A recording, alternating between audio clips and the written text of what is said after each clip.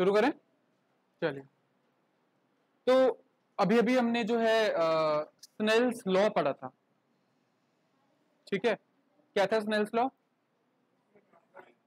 Sign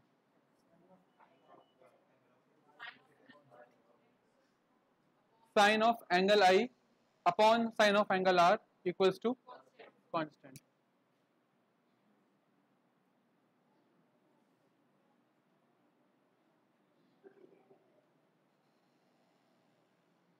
और इसको जो है हम लोग एन से डिनोट करते हैं। फॉर एग्जाम्पल,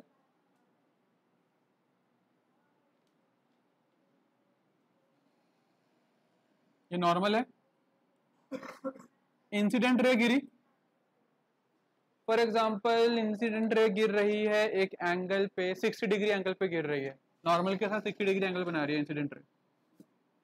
और जब रेयरर मीडियम से डेंसर मीडियम में लाइट जाती है तो क्या देखने को मिलता है हमें? नॉर्मल के पास आ जाती है रे, रिफ्रैक्टेड रे नॉर्मल की तरफ आ जाती है, बिल्कुल सही बात। और ऑब्वियसली अब यहां पर एंगल 60 से क्या हो गया होगा?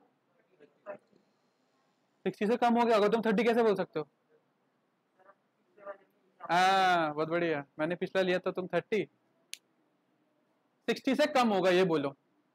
मैं 30 इसलिए बोल रहा हूं क्योंकि हमारे कुछ क्या कह सकते हैं, अगर मैं 31 ले लूं, 32 ले लूं, फिर तुम्हें यहाँ पर साइन 32 की वैल्यू बतानी पड़ेगी मुझे।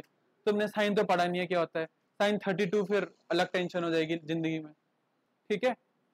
तो sine i upon sine r, अब यहाँ पर sine i upon sine r निकालेंगे तो क्या आएगा? Sine 60 degree upon sine 30 degree. Sine 60 की वैल्यू क्या बताई थी? और साइन 30 की 2 से 2 कैंसिल हो गया, आंसर आ गया। और रूट 3 की वैल्यू होती है 1.732, है ना। तो अब ये जो नंबर है हमारे पास, this is constant, this is refractive index. पर अगेन पॉइंट इज, क्या होता है रिफ्रैक्टिव इंडेक्स, क्या होता है ये कांस्टेंट? तो बेसिकली रिफ्रैक्टिव इंडेक्स एक ऐसा नंबर होता है, रिफ्रैक्टिव इंडेक्स एक ऐसा नंबर होता है जो हमें यह बताता है कि हमारी लाइट जो बेंड कर रही है, it is bending bye how much times, कितनी गुना लाइट जो है अपने ओरिजिनल पाथ से डिस्ट्रैक्ट हो गई, डेविएट हो गई, बेंड हो गई, ठीक है। कितना टाइम्स, टाइम्स मतलब समझते हैं ना सभी बच्चे। So by how much times light has bent from its original path, that is calculated under refractive index. Index यानी कि एक नंबर, ठीक है।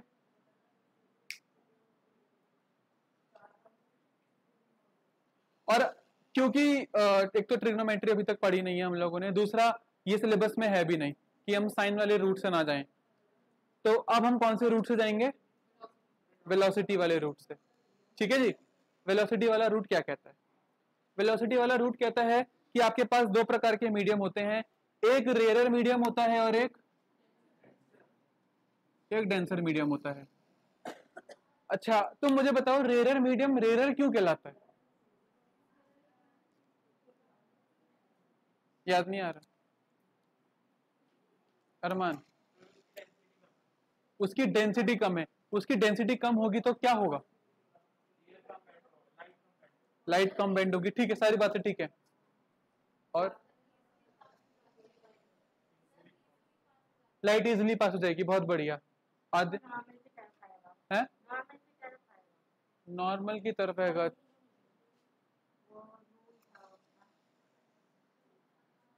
वेलोसिटी पे क्या फर्क पड़ेगा? कम हो जाएगी, मैक्सिमम होगी ना, क्योंकि रेयर मीडियम है, भीड़ कम है, जब भीड़ कम होती है तब क्या होता है? तेजी से भागते हैं हम। तो रेयर मीडियम में वेलोसिटी जो होती है वो ज्यादा होती है और डेंसर मीडियम में वेलोसिटी कम होती है, ठीक है। तो अब हम जो है वेलोसिटी वाला रूट पकड़ेंगे। तो रिफ्रैक्टिव इंडेक्स को निकालने के हमारे पास दो तरीके होते हैं, एक कहलाता है एब्सोल्यूट रिफ्रैक्टिव इंडेक्स और एक कहलाता है रिलेटिव रिफ्रैक्टिव इंडेक्स। मेरी बात समझ रहे हैं सभी बच्चे? नाउ देखिए, रिफ्रैक्टिव इंडेक्स निकालने के दो तरीके हैं। सबसे पहला कहलाता है एब्सोल्यूट रिफ्रैक्टिव इंडेक्स और दूसरा है रिलेटिव रिफ्रैक्टिव इंडेक्स। अब एब्सोल्यूट और रिफ्रैक्टिव, इन दोनों में अंतर क्या है, इसको समझाने के लिए मैं हर बारी बच्चों को ना एक एग्जांपल देता हूं।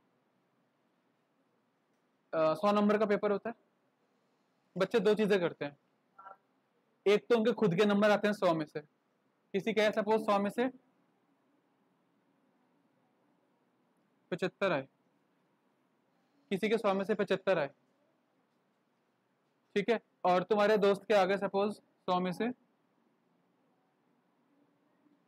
85। तो जब तक मैंने दोस्त के नंबर नहीं बताए थे तब तक तुम क्या कर रहे थे, तब तक तुम अपने नंबर 100 से कंपेयर कर रहे थे। पर जैसे ही मैंने तुम्हें अपने दोस्त के नंबर बताए, तुम कंपेयर करने लग गए कि मेरे अपने दोस्त से कितने ज्यादा आए कितने कम आए, किया ना दिमाग में। जब तक मैंने 75 कहा था तब तक तुम क्या सोच रहे थे कि यार 100 में से 25 कम आए मेरे नंबर, और जैसे ही मैंने दोस्त के नंबर बताए, यार इसके तो मुझसे 10 नंबर ज्यादा आ गए। यही होता है एब्सोल्यूट और रिलेटिव में भी। एब्सोल्यूट में हम क्या करते हैं, एब्सोल्यूट में हम कंपैरिजन जो करते हैं एयर से करते हैं। क्यों? क्योंकि एयर में वेलोसिटी ऑफ लाइट मैक्सिमम होती है। एयर हमारे लिए बिल्कुल अल्टीमेट ऐसा मीडियम है जिसके बियॉन्ड कुछ नहीं है, जिसमें वेलोसिटी मैक्सिमम होती है, और जहां लाइट मैक्सिमम होती है वहां पर हमें किसी भी मीडियम की औकात ढंग से पता चलेगी कि हाँ वो कितना बेंड कर रहा है लाइट को। समझ रहे मेरी बात? तो एब्सोल्यूट रिफ्रैक्टिव इंडेक्स में हम लोग कंपैरिजन जो करते हैं वो एयर से करते हैं, क्योंकि एयर वहां 100 का काम कर रहा है, एयर वहां 100 का काम कर रहा है। और इसी वाली सिचुएशन में तुम्हें अपनी परसेंटेज, अपनी इंप्रूवमेंट या अपना जो एनालिसिस है वो ढंग से पता चलता है कि where I stand as an individual, मैं कहां खड़ा हूं। अच्छा मेरे पिछली बारी 55 आए थे, इस बारी 75 आ गए, किसमें से? 100 में से। तुम्हारा कंपैरिजन हमेशा 100 में से आता है, वहां तुम्हें अपनी रियलिटी पता चलती है, वहां तुम्हें अपना एक्चुअल जो है विश्लेषण मिलता है, एनालिसिस मिलता है। पर जब कंपैरिजन करते हो, कंपैरिजन भी जरूरी है, मार्क्स का नहीं, मैं रिफ्रैक्टिव इंडेक्स के टर्म्स में बोल रहा हूं, कंपैरिजन मार्क्स में जरूरी नहीं है, वो तो मैंने एग्जांपल लेने के लिए बता दिया। तो यहाँ जो हम मीडियम ले रहे हैं, जैसे कि हमने यहाँ मीडियम लिया, मैं ग्लास का रिफ्रैक्टिव इंडेक्स निकाल रहा था, तो मैंने आपको यहाँ पर ग्लास का रिफ्रैक्टिव इंडेक्स किससे कंपेयर कर रखा एयर से ना, है ना। तो यहाँ मुझे ग्लास के बारे में एक्चुअल अंडरस्टैंडिंग आएगी कि हाँ ग्लास एक ऐसा मटेरियल है जिसमें रिफ्रैक्टिव इंडेक्स इतना इतना आता है। अब फिर तुम ग्लास को कंपेयर कर रहे हो कि चलो अब हम ग्लास को डायमंड से कंपेयर करते हैं कि डायमंड में तो इतनी बेंडिंग होती है, ग्लास में कितनी हो रही होगी। या ग्लास को हम सपोज केरोसिन से कंपेयर करते हैं कि ग्लास में तो इतनी रिफ्रैक्टिव इंडेक्स आ रहा है, केरोसिन में कितना आ रहा है, दोनों के बीच में कितना बड़ा है, कितना ज्यादा है, कितना डिफरेंस है, वो कहलाता है फिर रिलेटिव रिफ्रैक्टिव इंडेक्स। जहां आप दो अलग अलग प्रकार के मीडियम्स को कंपेयर कर रहे हैं, एयर का कोई रोल नहीं है वहां पर कि मैं बोलूं कि मैं कुश और आदित्य को कंपेयर कर रहा हूं, इनके कितने नंबर आए। पर जब तक मैं बोल रहा था कि कुश के 100 में से इतने आए थे, आदित्य कितने आए थे, तब तक मैं एब्सोल्यूट बात कर रहा था, तब तक मैं बिल्कुल एब्सोल्यूट सिचुएशन की बात कर रहा था। पर जैसे मैंने इन दोनों के नंबर कंपेयर करना शुरू करे तो वो हो जाएगा रिलेटिव रिफ्रैक्टिव इंडेक्स। ऐसे चलो रिलेटिव्स क्या करते हैं, क्या करते हैं रिलेटिव्स, कंपेयर करते हैं रिलेटिव्स। भाई तुम्हारी मौसी की बेटी तो बहुत पढ़ाई करती है, तुम ही नहीं पढ़ रही हो, है ना, जरा सीखो उससे, बात करा दूं फोन पर, होता है ना ऐसे। तो रिलेटिव रिफ्रैक्टिव इंडेक्स में दो अलग अलग मीडियम को कंपेयर करते हैं जिनका एयर से अब कुछ लेना देना नहीं है। चलो जी, यहां से कुछ नोट करना है, यहां से कुछ नोट करना है तो कर लीजिए, या फिर मैं एक काम करता हूँ, रिफ्रैक्टिव इंडेक्स की डेफिनेशन लिख देता हूँ, फिर एब्सोल्यूट को हम डिटेल में समझते हैं, ठीक है। ये तो मैंने लिखवा ही दिया था पिछली क्लास में।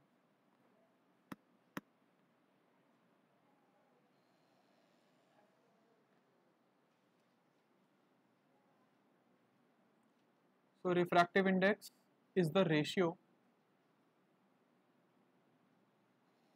of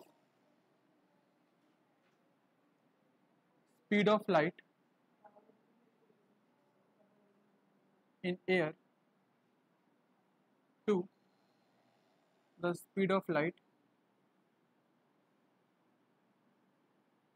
in any other medium. ये बेसिकली एब्सोल्यूट रिफ्रैक्टिव इंडेक्स की डेफिनेशन है.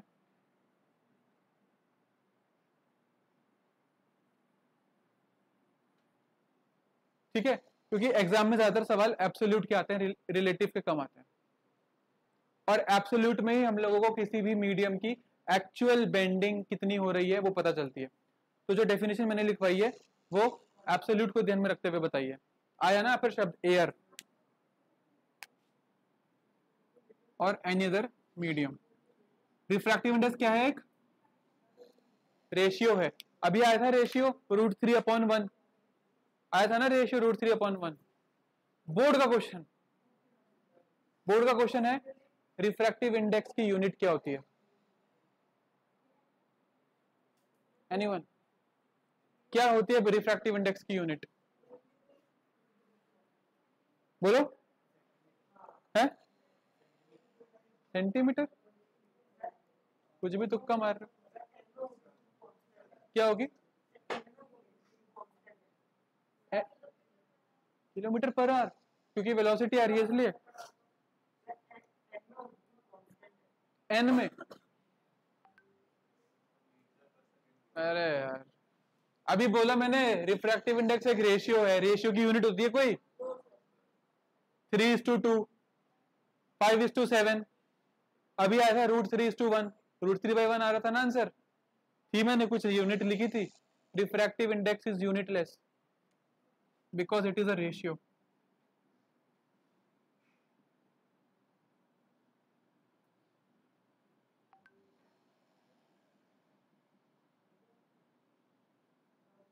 It is a ratio of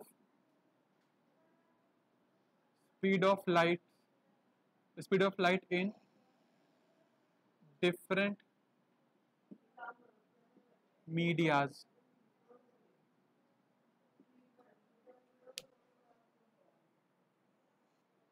अब इसके बाद तुम लोगों की हेडिंग आएगी absolute refractive index. Absolute refractive index.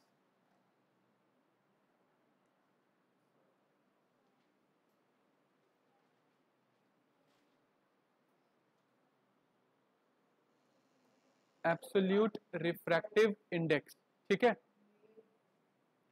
तो एब्सोल्यूट रिफ्रैक्टिव इंडेक्स में हम क्या करते हैं, जो मीडियम होता है उसमें स्पीड ऑफ लाइट कितनी जा रही है और जो एयर होता है उसमें स्पीड ऑफ लाइट कितनी जा रही है, उन दोनों को कंपेयर करते हैं और उस मीडियम का रिफ्रैक्टिव इंडेक्स बताते हैं कि एक्चुअली में उसमें बेंडिंग कितनी हो रही है एज कंपेयर टू एयर. और एयर से क्यों कंपेयर कर रहे हैं हम? एयर से क्यों कंपेयर कर रहे हैं? क्योंकि एयर या वैक्यूम में लाइट की स्पीड हाईएस्ट होती है. हम हमेशा हाईएस्ट 100 में से कंपेयर करते हैं ना अपने नंबर, वैसे ही वहां पर एयर जो है वो 100 का काम कर रहा है. ठीक है, तो अब देखो बहुत इंपॉर्टेंट चीज बता रहा हूं कि लिखना कैसे होता है. रिफ्रैक्टिव इंडेक्स को हम एन से डिनोट करते हैं. अब मान लेते हैं कि हम एयर और ग्लास की बात कर रहे हैं, तो रिफ्रैक्टिव इंडेक्स ऑफ ग्लास हम निकालेंगे किससे कंपेयर करके? विद रिस्पेक्ट टू बोलते हैं इसको. Refractive index of glass with respect to air. ठीक है, ग्लास को मैं डिनोट करूंगा जी से, एयर को मैं डिनोट करूंगा ए से. Now refractive index of glass with respect to air. समझ में आई बात? Refractive index of glass with respect to air. Formula बनता है NGA इक्वल्स टू, ये एग्जांपल्स ले रहा हूं मैं, वैसे कोई भी एग्जांपल हो सकता है, एयर के साथ तुम्हारा ये कोई भी मीडियम आ सकता है, ऑयल भी आ सकता है, पेट्रोल, केरोसिन ये भी आ सकता है, टर्पेंटाइन आ सकता है, डायमंड आ सकता है, बहुत सारे हैं, क्वार्ट्ज आ सकता है, any medium, alcohol, sulphuric acid, anything. मैं तो लिखने का तरीका बता रहा हूँ, फॉर्मूला कैसे बनता है। तो refractive index of glass with respect to air is equal to, ऊपर हम लिखते हैं एयर में कितनी वेलोसिटी जा रही है, और नीचे हम लिखते हैं ग्लास में कितनी वेलोसिटी जा रही है। ठीक है भव्य? है नहीं, एयर को नीचे नहीं लिखते। तुम ऐसा सोच रहे हो कि यार 100 को तो नीचे लिखते हैं, तो एयर को भी नीचे लिखना चाहिए था। नहीं, तभी तो मैंने यहां लिखा है ratio of speed of light in air, पहले एयर लिखा है ना, to the speed of light in medium, air पहले लिख रहा हूं, एयर ऊपर आएगा, और एयर ऊपर ही आएगा हमेशा, उसका भी रीजन पता चलेगा अभी, अपॉन ग्लास। अब एयर में जो वेलोसिटी होती है दैट इज 3 इंटू 10⁸ मीटर पर सेकेंड, और ग्लास में स्पीड होती है 2 इंटू 10⁸ मीटर पर सेकेंड। अब देखो 10⁸ से 10⁸ कैंसिल हो गया, मीटर पर सेकेंड से मीटर पर सेकेंड कैंसिल हो गया, बचा क्या अकेला 3/2, यूनिट्स भी कैंसिल हो गई, इसलिए यूनिट लेस हो जाता है वो, और दैट इज वाई जो ग्लास का रिफ्रैक्टिव इंडेक्स आता है दैट इज 1.5, जो ग्लास का रिफ्रैक्टिव इंडेक्स आता है दैट इज 1.5, ये एक्चुअल है। ठीक है, ये कांस्टेंट है। अब अगर आप मीडियम के साथ छेड़खानी करोगे तो रिफ्रैक्टिव इंडेक्स चेंज हो जाएगा। अब आप ग्लास की जगह, सपोज यहाँ पर है, आप ग्लास की जगह एक फ्लिंट ग्लास दे रखा है, अगर आप फ्लिंट ग्लास लेते हो तो वो 1.65 हो जाएगा वहां पर रिफ्रैक्टिव इंडेक्स। आप ग्लास की जगह डायमंड ले लोगे तो वो 2.42 हो जाएगा। नहीं, अलग है थोड़ा सा, मैं रिसर्च करके बता सकता हूँ इसमें थोड़ा। ठीक है, फिर अगर आप एयर को वाटर से कंपेयर करोगे तो वाटर में इतना बेंडिंग नहीं होता है, पर होता है, तो इसलिए वो आंसर जा रहा है 1.33। देखो हमने क्या चीज निकाली है वो बता रहा हूं, हमने इस नंबर के थ्रू क्या निकाला है वो बता रहा हूं।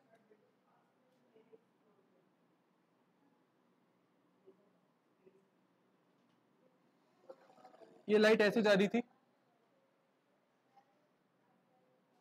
और चले गई ऐसे,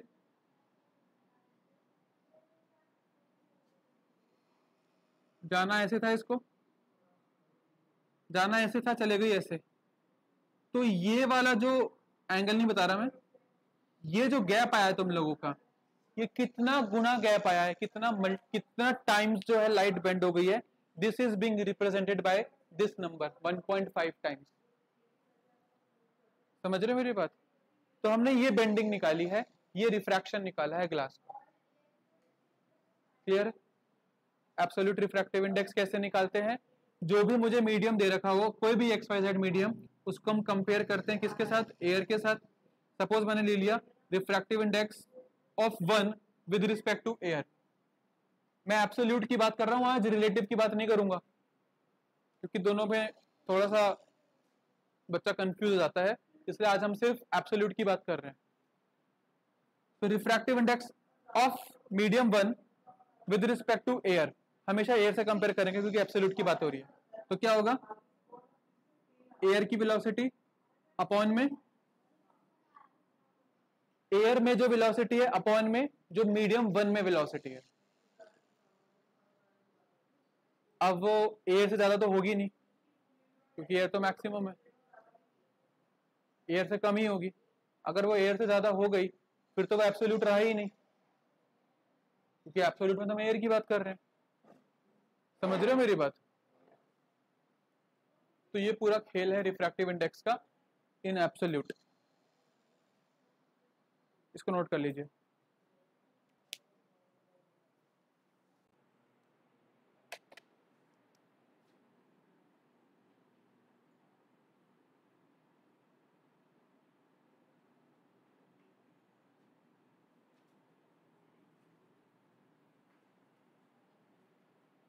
तो टॉपिक हम लोगों का चल रहा था रिफ्रैक्टिव इंडेक्स, राइट। और रिफ्रैक्टिव इंडेक्स क्या होता है? रिफ्रैक्टिव इंडेक्स ये होता है, एक ऐसा नंबर होता है जो हमें बताता है कि by how much amount light has bent when it travelled from one medium to another medium. जब लाइट एक मीडियम से दूसरे मीडियम में एंटर करती है तो उसमें बेंडिंग होती है, ठीक है। अब उसमें बेंडिंग कितनी हो रही है वो हमें पता चलता है इस टॉपिक के थ्रू। समझ में आ रही बात कि एयर से ग्लास में लाइट गई तो वो सीधी नहीं जाती, लाइट वो बेंड करती है, उसका रिफ्रैक्शन होता है। तो कितना रिफ्रैक्शन हो रहा है उसका अपने ओरिजिनल पाथ से, that is calculated using refractive index.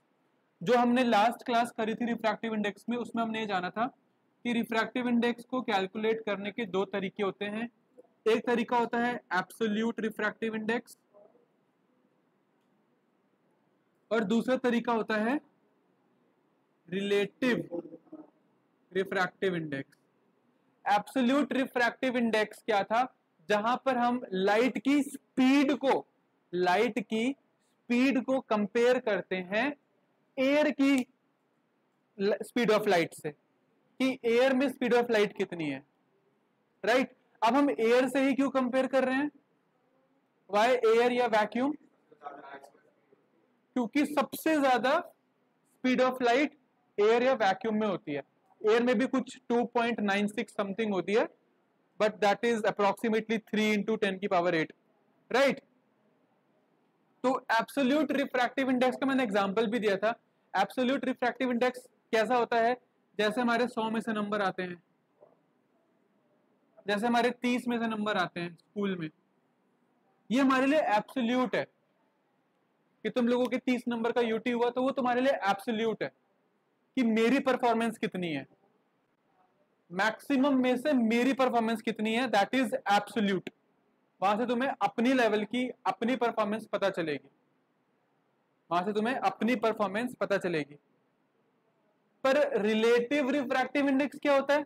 जब मैं अपने नंबर अपने दोस्त के नंबर से रिलेट कर रहा हूं, कंपेयर कर रहा हूं कि मेरे तो 30 में से आए हैं 10 और मेरे दोस्त के 30 में से आए हैं 17, तो उसके मुझसे 7 नंबर ज्यादा आए हैं।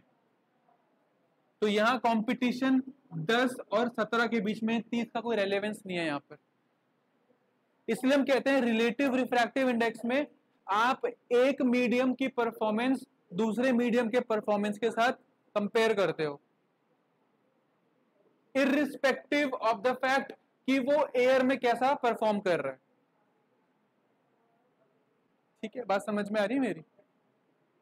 जैसे पेपर सबका होता है 100 में से, ठीक है। जैसे हम कोई कॉम्पिटिटिव एग्जाम करते, क्या हो रहा है, टेंशन हो रही है कोई?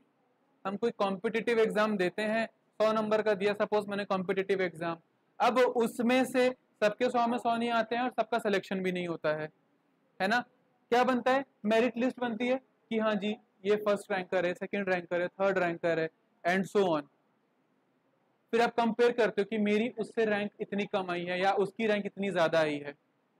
तो एक तो तुम्हारे खुद के नंबर 100 में से कितने आए हैं वो आएगा एब्सोल्यूट में, एक जब तुम अपनी रैंक कंपेयर कर रहे हो दूसरे बच्चे के साथ वो आएगा रिलेटिव में। समझे मेरी बात? तो हम लोग यहाँ पे स्पीड ऑफ लाइट के साथ खेलते हैं, किसी भी मीडियम की स्पीड ऑफ लाइट। अगर मैं एब्सोल्यूट की बात कर रहा हूं तो यहाँ पर जो फॉर्मूला बनता है रिफ्रैक्टिव इंडेक्स का वो क्या बनता है? रिफ्रैक्टिव इंडेक्स ऑफ कोई भी मीडियम ले लो। सपोज हमने क्या लिया था उस दिन? ग्लास लिया था। आज हम ले लेते हैं सपोज, क्या ले लेते हैं? क्या ले लेते हैं? केरोसिन ले लेते हैं। अलविशा कह रही केरोसिन ले लेते हैं। तो हम केरोसिन का रिफ्रैक्टिव इंडेक्स देखते हैं और किससे कंपेयर करेंगे यहाँ पर? एयर से। तो लिखने का तरीका ये होता है एन फिर छोटे में के और A, refractive index of kerosene with respect to air. अब मैंने बताया था ना, जिसके रिस्पेक्ट में कर रहे हो, जिसके कंपैरिजन में कर रहे हो, उसमें स्पीड ऑफ लाइट क्या आ रही है उसको हम न्यूमरेटर में लिखते हैं, और जिसको कंपेयर कर रहे हो उसमें वेलोसिटी ऑफ लाइट नीचे आएगी। ठीक है, ये बात सभी को समझ में आ गई है?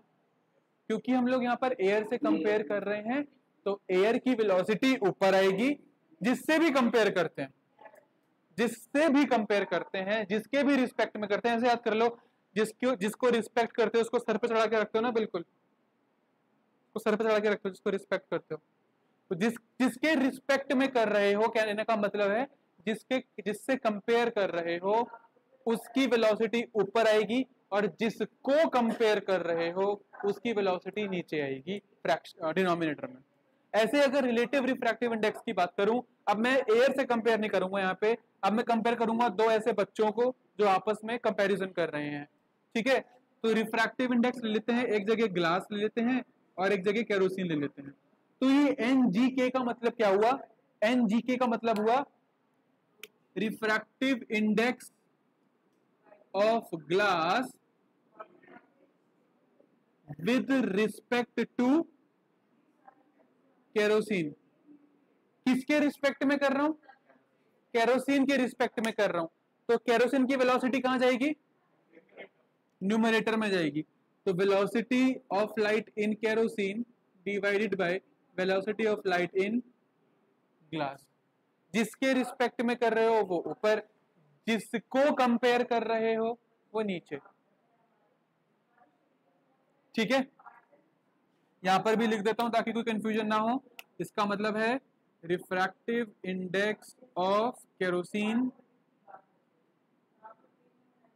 विद रिस्पेक्ट टू एयर, ठीक है। बच्चों को कई बार WRT का मतलब भी नहीं पता होता, मैंने पिछली बार भी बताया था, यहां लिख देता हूं विद रिस्पेक्ट टू, ठीक है।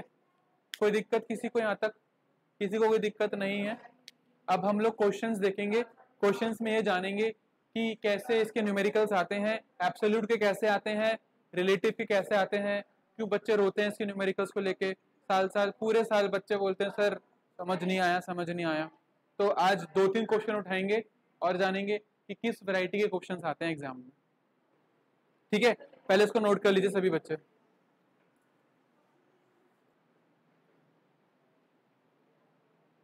तो पहले टाइप का क्वेश्चन देखिए, लिखा है refractive index of water with respect to air, यानी कि वाटर का refractive index with respect to air, ऐसे लिखेंगे। वाटर का refractive index with respect to air कितना जा रहा है? 1.33।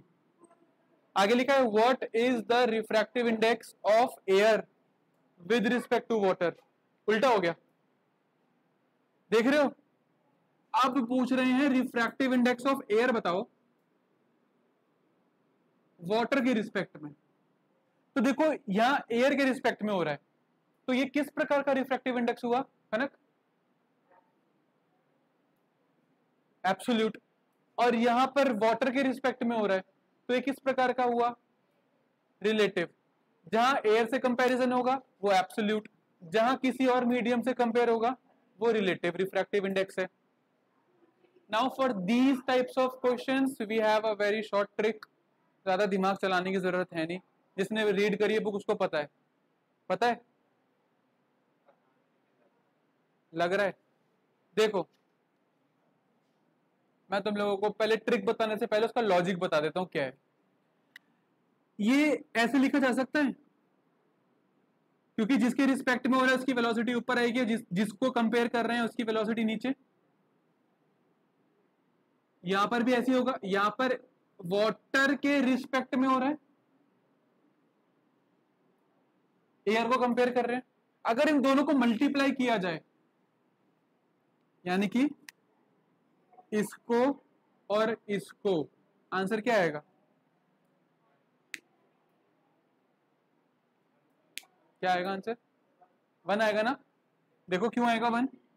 Velocity of light in air upon in water into velocity of light in water upon velocity of light in air. ये इससे cancel, ये इससे कैंसिल, आंसर क्या आ रहा है? 1, है ना। यही ट्रिक हम लोग यूज करेंगे अभी।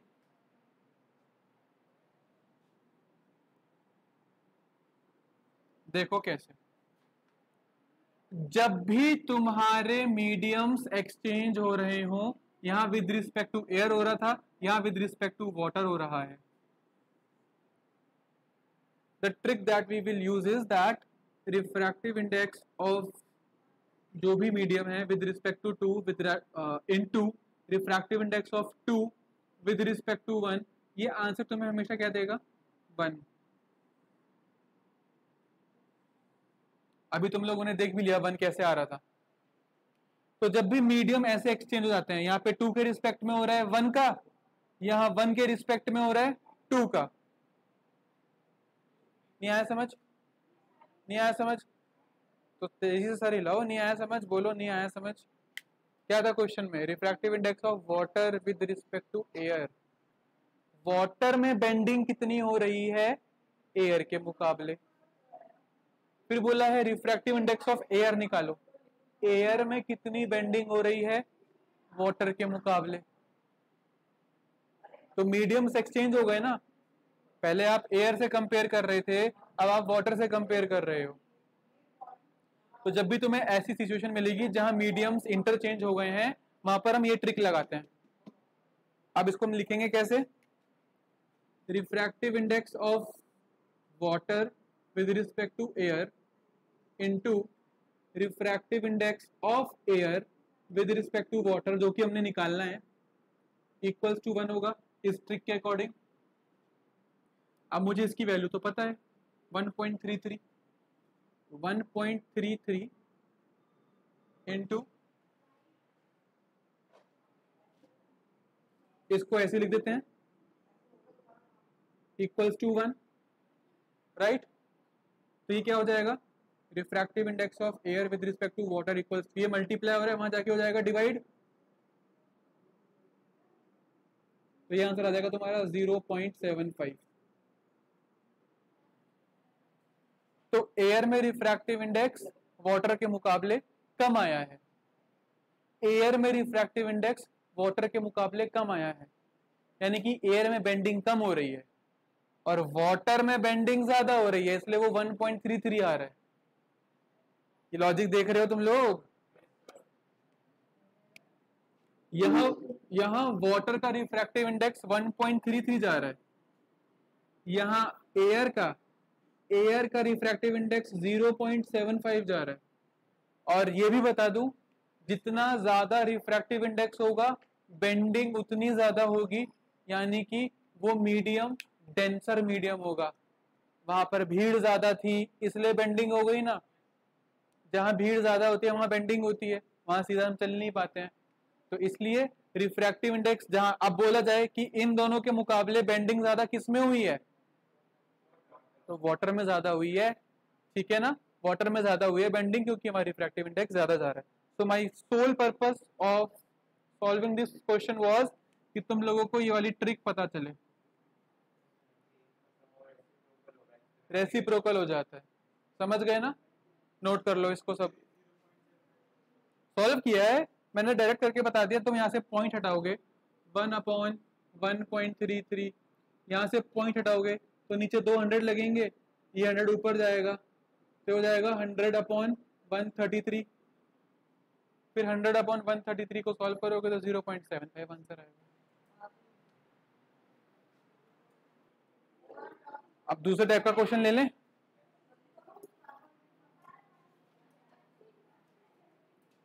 चलिए दूसरे टाइप के क्वेश्चन के लिए देखिए.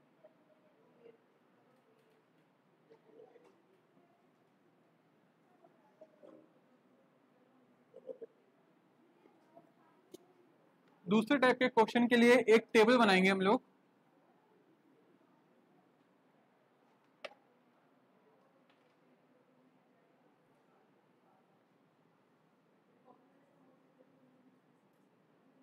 एक जगह मीडियम लिखेंगे और दूसरी जगह रिफ्रैक्टिव इंडेक्स. मीडियम अपने पास 4, ए बी सी डी, और इन सबके रिफ्रैक्टिव इंडेक्स है 1.33, 1.50, 1.52, 2.40. ठीक है, हमें सब में से बताना है कि लाइट की स्पीड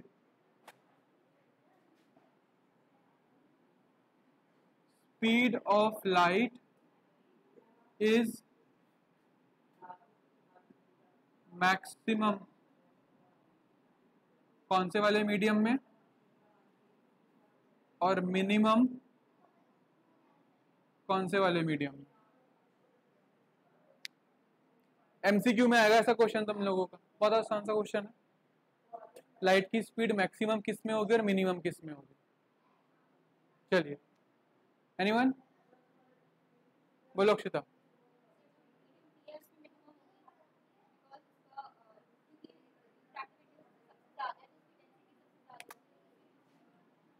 तो तुम कह रही हो मिनिमम डी में होगी, लाइट की स्पीड मिनिमम डी में होगी क्योंकि वहां रिफ्रैक्टिव इंडेक्स ज्यादा है। रिफ्रैक्टिव इंडेक्स ज्यादा है तो यानी कि वहां बेंडिंग ज्यादा हो रही होगी, और बेंडिंग ज्यादा हो रही होगी तो स्पीड स्लो हो जाएगी उसकी, है ना। तो यहां लिख देंगे हम डी, क्यों, क्योंकि हाई रिफ्रैक्टिव इंडेक्स है। हाई रिफ्रैक्टिव इंडेक्स का मतलब हुआ मैक्सिमम बेंडिंग, और जहां बेंडिंग मैक्सिमम होगी वहां पर लाइट की स्पीड ऑटोमेटिकली कम हो जाएगी। और मैक्सिमम कहां जा रही है, ए में, क्योंकि वहां लेस या लीस्ट रिफ्रैक्टिव इंडेक्स है, और जहां रिफ्रैक्टिव इंडेक्स लीस्ट है वहां पर बेंडिंग कम से कम होगी, मिनिमम बेंडिंग होगी। और जहां बेंडिंग कम से कम होगी वहां एकदम से निकलेगी लाइट वेलोसिटी से। ऐसा क्वेश्चन भी आ सकता है कि यहाँ पर ऑप्टिकली डेंसर मीडियम कौन सा है, डेंसर मीडियम कौन सा है यहाँ पर, डी ऑप्टिकली डेंसर मीडियम है। डेंसर मीडियम है इसलिए क्योंकि वहां भीड़ ज्यादा है, भीड़ ज्यादा थी इसलिए वहां पर बेंडिंग ज्यादा हो गई। और ऑप्टिकली रेयर मीडियम, ये हमारा रेयर मीडियम है और ये हमारा डेंसर मीडियम है। तो इस प्रकार के क्वेश्चंस भी अपने पूछे जाते हैं एग्जाम में, ठीक है, नोट कीजिए। तो ये है क्वेश्चन नंबर 3 हमारा। With respect to air the refractive index of kerosene is 1.44 and that for diamond is 2.42। Calculate refractive index of diamond with respect to kerosene. ये ऐसा क्वेश्चन है जहां तुम्हारा एब्सोल्यूट भी आ रहा है और रिलेटिव भी आ रहा है, क्योंकि स्टार्टिंग में एयर से कंपेयर कर रहे हैं, तो एयर से कंपेयर करके केरोसिन का भी दे दिया इन्होंने और डायमंड का भी दे दिया। फिर बाद में पूछ रहे हैं कि डायमंड का निकालो किससे कंपेयर करके, केरोसिन से कंपेयर करके, तो यहाँ रिलेटिव का क्वेश्चन बन गया तुम्हारा। तो टेक सम टाइम, फिर मैं सॉल्व कराऊंगा। इस क्वेश्चन को पहले जो है हम लोग लॉन्ग रूट से करके देखते हैं, ठीक है, और फिर उसके बाद एक शॉर्ट ट्रिक बताऊंगा। Short trick is only for those जिनको लॉन्ग रूट समझ में आए, वरना जब तक समझ ना आए तब तक लॉन्ग शॉर्ट ट्रिक में जाना मत, वरना पहले वाली भी शॉर्ट ट्रिक और ये वाली भी शॉर्ट ट्रिक मिक्स कर दोगे, क्या लगाना है एग्जाम में पूछोगे सर पता ही नहीं क्या लगाना है। इसलिए बेटर है सबसे पहले अपने पास रीजन होना चाहिए कि है तो क्यों है, ठीक है। देखो, निकालना क्या क्वेश्चन में, refractive index of diamond with respect to kerosene, refractive index of diamond with respect to kerosene, ये निकालना है। केरोसिन की रिस्पेक्ट में कर रहे हैं तो केरोसिन की वेलोसिटी ऊपर आनी चाहिए और डायमंड की वेलोसिटी नीचे आनी चाहिए। अब मेरा पूरा का पूरा ध्यान इस बात पर होना चाहिए कि कैसे भी करके मैं इसकी वैल्यू ले आऊं और इसकी वैल्यू ले आऊं, मेरा काम आसान हो जाएगा। चलिए अब जरा इंफॉर्मेशन देखते हैं क्या दी है। With respect to air, air से रिस्पेक्ट में केरोसिन का रिफ्रैक्टिव इंडेक्स दे रखा है, तो केरोसिन का refractive index with respect to air कितना दे रखा है, 1.44। इसको मैं ऐसे लिख सकते हैं वी ए अपॉन वी के, लिख सकते हैं ऐसे, है ना। मुझे क्या चाहिए, वी के चाहिए, तो वी के को यहां शिफ्ट कर देंगे, ऐसे लिख सकते हैं इसको, राइट। वी के की वैल्यू क्या आ जाएगी, वी ए अपॉन 1.44, वी के की वैल्यू आ गई वी ए अपॉन 1.44। सिमिलरली ऐसे ही डायमंड की भी आ जाएगी वेलोसिटी, डायमंड की भी वेलोसिटी आ जाएगी। ऐसे अगर हम सॉल्व करें पूरा का पूरा प्रोसेस, यहां डी लिखें, यहां डी लिखें, यहां डी लिखें, सॉरी यहां डी लिखें, यहां डी लिखें, तो क्या आएगा वी ए अपॉन 2.42। क्या कहते हो, या सॉल्व करके बताऊं? बात तो एक ही जा रही है ना। डायमंड के लिए भी पूरा ऐसे लिखना पड़ेगा, refractive index of diamond with respect to air equals to 2.42, फिर velocity of light in air upon velocity of light in diamond, फिर डायमंड वाले को यहाँ शिफ्ट करेंगे 2.42 से मल्टीप्लाई करेंगे, फिर डायमंड वाला नीचे आएगा, सॉरी 2.42 नीचे आएगा, और ऐसे नीचे आ गया 2.42। तो इसलिए मैंने सिमिलरली लिख दिया यहाँ पर। यहाँ तक किसी को कोई शिकायत नहीं है? अब तो कोई दिक्कत वाली बात नहीं है। वी के velocity of light in kerosene कितनी जा रही है? वी ए अपॉन 1.44, और डायमंड में कितनी जा रही है? V A upon 2.42। तो refractive index of diamond with respect to kerosene क्या हो जाएगा? वी ए अपॉन 1.44 इंटू ये वाला जो फ्रैक्शन है ऊपर जाके रेसिप्रोकल हो जाएगा। Simple math. आधे ने इतना बड़ा मुंह फाड़ा नींद के लिए कि मास नीचे करना पड़ गया उसको कि भाई 2.42 अपॉन वी ए। ये वाला फ्रैक्शन जो है, जब यहां जाके हमने देखा है ना, जब डिवाइड में फ्रैक्शन जाता है और मल्टीप्लाई का साइन लगाते हैं तो फ्रैक्शन रेसिप्रोकल हो जाता है। अरे भाई जब सपोज कुछ ऐसे आ रहा है 2/5/6, तो ये क्या होगा? ऊपर जाके 6/5 हो जाएगा ना। तो वही यहां पर भी किया मैंने, डिनोमिनेटर में जो आ रहा है उसको ऊपर ले जाके मल्टीप्लाई किया है, ये ऊपर लिख दिया और ये नीचे लिख दिया। कोई समस्या? कोई समस्या नहीं। बी ए से बी ए कैंसिल, क्या आ रहा है? 2.42 अपॉन 1.44। यहां से पॉइंट हटेगा तो ऊपर 100 लगेगा, यहां से पॉइंट हटेगा तो नीचे 100 लगेगा, 100 से 100 कैंसिल होगा। इस पूरे को जब डिवाइड सॉल्व करोगे तो 2 1 2, 2 2 4, 2 1 2, 2 7 14, 2 2 तो 121 अपॉन 72 आ रहा है। इसको जब तुम लोग डिवाइड करोगे फर्दर तो आंसर बनेगा 1.68।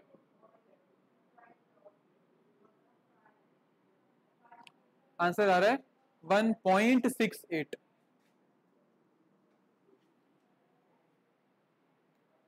ठीक है। अब बताता हूं ऐसे सवालों के लिए ट्रिक क्या लगती है। ये निकालना था हमको refractive index of diamond with respect to kerosene, है ना। इस पर्टिकुलर टाइप के क्वेश्चंस के लिए ही बता रहा हूं, ये नहीं कि हर जगह घुसा रहे हो इसको। इन पर्टिकुलर टाइप के क्वेश्चंस के लिए बता रहा हूं जहां पर पहले तुम्हें हर मीडियम का रिफ्रैक्टिव इंडेक्स एयर से कंपेयर करके देते हैं। हर मीडियम का रिफ्रैक्टिव इंडेक्स एयर से कंपेयर करके देते हैं, फिर उसके बाद दोनों मीडियम्स को कंपेयर करते हैं तो रिलेटिव बन जाता है वो। In particular type of question के लिए हम क्या करते हैं, refractive index of diamond with respect to kerosene करना था ना, तो क्या करो, डायमंड का जो जा रहा है एयर के साथ, केरोसिन का जो जा रहा है एयर के साथ, दोनों को ऐसे कर दो। वही हुआ है। हमने यहाँ पर क्या देखा, डायमंड वाला ऊपर आ रहा था ना अल्टीमेटली 2.42, और नीचे क्या आ रहा है, केरोसिन वाला ही आ रहा है।